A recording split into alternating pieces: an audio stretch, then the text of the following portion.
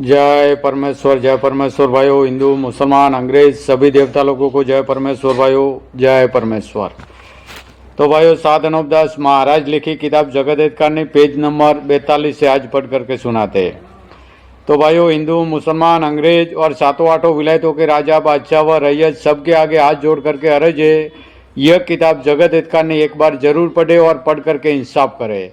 तो भाइयों, यह किताब इंसाफ के वास्ते पढ़ करके सभी संसार के लोगों को सुना दे।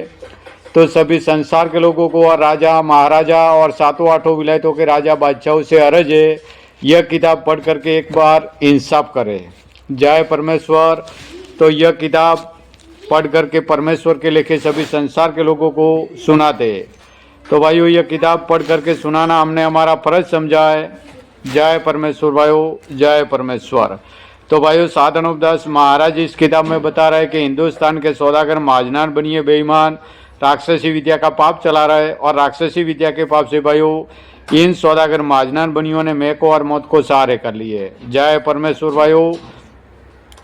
ऊ किताब मुफीद आम मौसुम बो जगत हित कारणी अज तसनीफ सात अनूपदास मूत वतन मुल्क मारवाड़। यह जगत हित कारणी जिसको श्री अनूपदास प्रिंटिंग प्रेस छावनी एरनपुरा में छाप के प्रसिद्ध किया, तारीख 17 अप्रैल सन 1909 जा वैशाखवती 12 संवत 1965। जय परमेश्वर भाइयों, पेज नंबर 42। और काफिरी विद्या कहते हैं सो पाप तो एकाएक है, परंतु दुनिया के ना समझने के वास्ते नाम अलग अलग लिख दिए।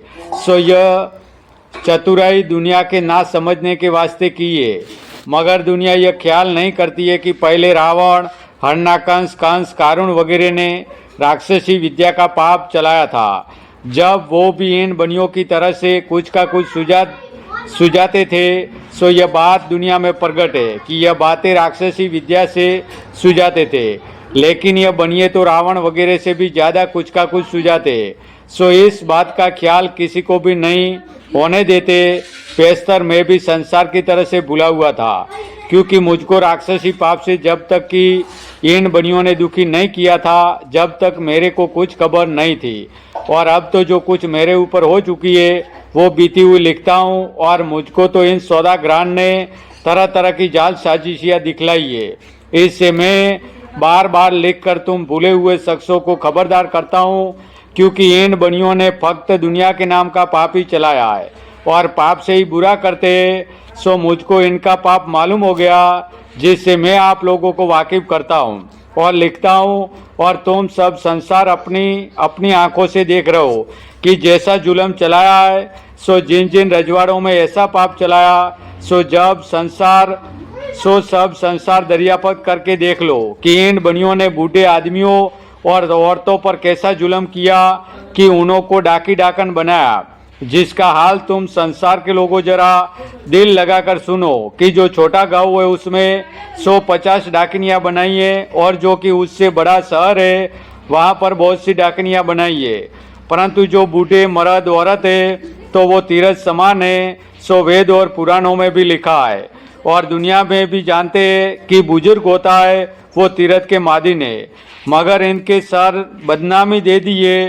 परंतु यह बनिए ऐसे है कि तीरथ स्वरूपी आदमियों को संसार के हाथों से मरवा देते और तरह तरह की बीमारियां भी राक्षसी विद्या के पाप से करते, और संसार के दिल में डाकी डाकनियों का सुझाते, और जो कि डाकी डाकनियाँ बनाई हैं उनके दिल में भी ऐसा सुझाते जिससे वो भी ऐसा कहने को लग जाते कि हम डाकिनी है।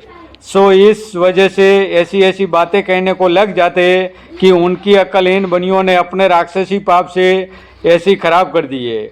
मगर यह बात काबिल ख्याल करने की है कि एक शख्स बहुत फासले पर या कुछ नज़दीकिया बैठा है तो उसका दिल वो किस तरह से खा सकता है।